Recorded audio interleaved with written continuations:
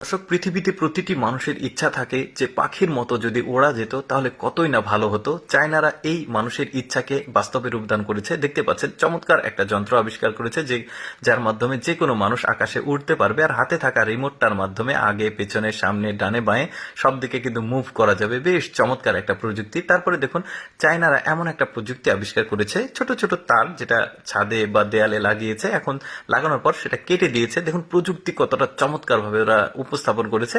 এখন ঘরের মধ্যে যখন আপনি ঘুমিয়ে থাকবেন রাত্রে, মনে হবে আকাশের নিচে ঘুমিয়ে আছেন।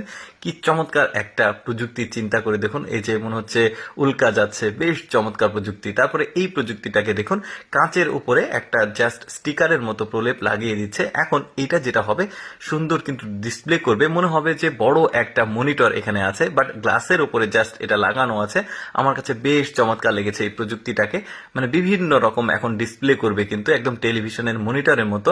যেমন এইটা দেখুন, এটাও একটা ওই রকম স্টিকার, জাস্ট গ্লাসের উপরে লাগিয়ে দিবে। লাগিয়ে দিলে যেমন দোকান পাট আছে, শপিং মল আছে, এই সামনে যে গ্লাসগুলো থাকে ওই গ্লাসে এই স্টিকার প্রলেপটা লাগালে টেলিভিশনের মতো ডিসপ্লে দিবে। বেশ চমৎকার লাগছে। চিন্তা করে দেখুন তাদের প্রযুক্তি কতটা সামনে এগিয়ে গেছে হচ্ছে। তারপরে কোথাও আগুন লাগলে ফায়ার সার্ভিসের লোকজন কিন্তু আগুনের কাছাকাছি গিয়ে পানি দিতে পারে না, তো সেক্ষেত্রে এই ধরনের লোহার রোবট কুকুর কিন্তু একদম আগুনের কাছাকাছি গিয়ে আগুনটা নিভাতে পারে পানি দিয়ে। তারপরে দুর্গম কোনো জায়গায় সেনাবাহিনীর কোনো অভিযান যদি পরিচালনা করা হয়, তাহলে সেনাবাহিনীর ইউনিটে এই ধরনের রোবট কুকুর রাখা হয়, যাতে ভারী জিনিসপত্রগুলো মানে উপরে পাহাড়ের উপরে নিয়ে যাওয়া যায়। তাছাড়া পাহাড়ি অঞ্চলে যারা বসবাস করে তারাও তাদের ভারী জিনিসপত্রগুলো রোবট কুকুরের মাধ্যমে পাহাড়ি অঞ্চলগুলোতে নিয়ে যায়। তার কিন্তু বিশেষ সক্ষমতা রয়েছে। এটাই পাবলিকলি এখানে একটু পরীক্ষা করে দেখা হচ্ছে, সবার মাধ্যমে উপস্থাপন করা হচ্ছে, সবার সামনে গিয়ে। দেখুন কয়েকটা লাথি দিল, তারপরে কুকুরটা পড়ে যায়নি, এটাও একটা সক্ষমতা পরীক্ষা। তারপরে সে কিন্তু সুন্দরভাবে নেচে দেখাচ্ছে মিউজিকের তালে তালে। চিন্তা করে দেখুন এই রোবট কুকুরের কিন্তু বিশেষ আরো অনেক ব্যবহার রয়েছে। আমি জাস্ট কয়েকটা ব্যবহার আপনাদেরকে দেখাচ্ছি আর কি। দেখুন অরিজিনাল একটা কুকুর সামনে আছে, আর এটা হচ্ছে রোবট কুকুর। তো এই রোবট কুকুরটা ফান করছে অরিজিনাল কুকুরের সঙ্গে। দেখুন তার সঙ্গে কি মজা করছে। তারপরে এই রোবট কুকুরটা কতটা ওয়েট নিতে সক্ষম, কতটা শক্তপোক্ত, এটার কিছুটা পরীক্ষা এখানে করা হচ্ছে। এই লোকটার ওজন অন্তত তো 70 কেজি হবে। এই 70 কেজি ওয়েট কিন্তু সে অনায়াসে নিয়ে নিল। এটা একটা দোকান মানে রোবট কুকুরের।